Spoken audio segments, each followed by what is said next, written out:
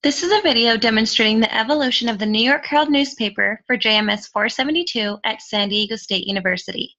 I'm going to show you 4 front pages of the newspapers ranging from 1842 to the 1920s.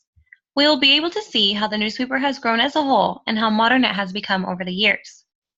The first issue is the front page from January 1st, 1842. The majority of this newspaper is dedicated to editorial content.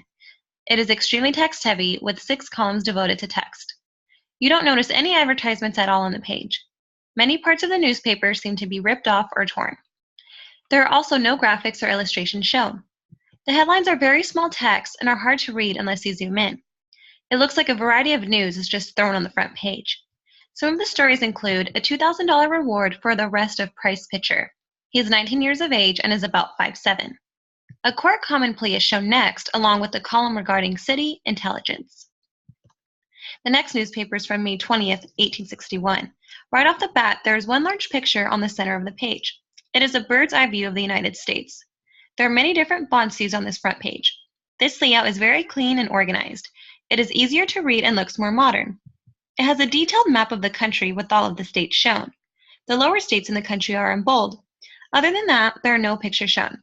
Again, there seems to be no advertisements. Some of the news items include how President Lincoln was absent from the White House and a story about the advancements of troops in Virginia. A lot of these news stories have to do with the American Civil War in 1861.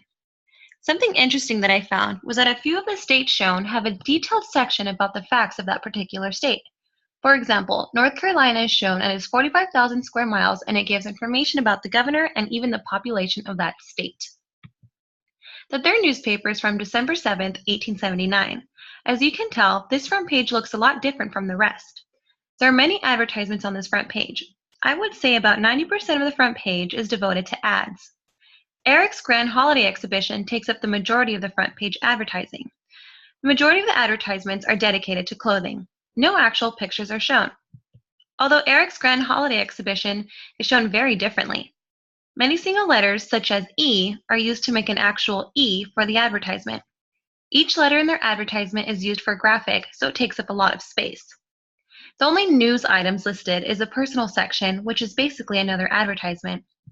Many people have written what they are in search of. For example, a man has one sentence about how he was looking for a stylish young lady. Another person put their newborn baby up for adoption and was seeking someone who would adopt him at 7 weeks old. The final newspaper is from January 31st, 1920. Again, there are lots of advertisements on the page. There are only 3 columns devoted to editorial content. The biggest advertisement is for a furniture sale.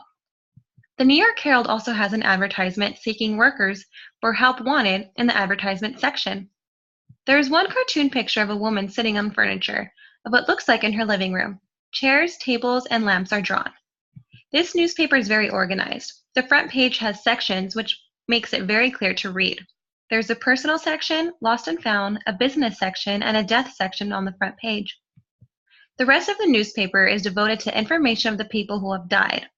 Something that I noticed was that, besides the advertisements taking up most of the page, the death columns were the majority of the information shown rather than any actual news. For this being their final paper, I thought it was very interesting. These are the 4 front pages from the New York Herald.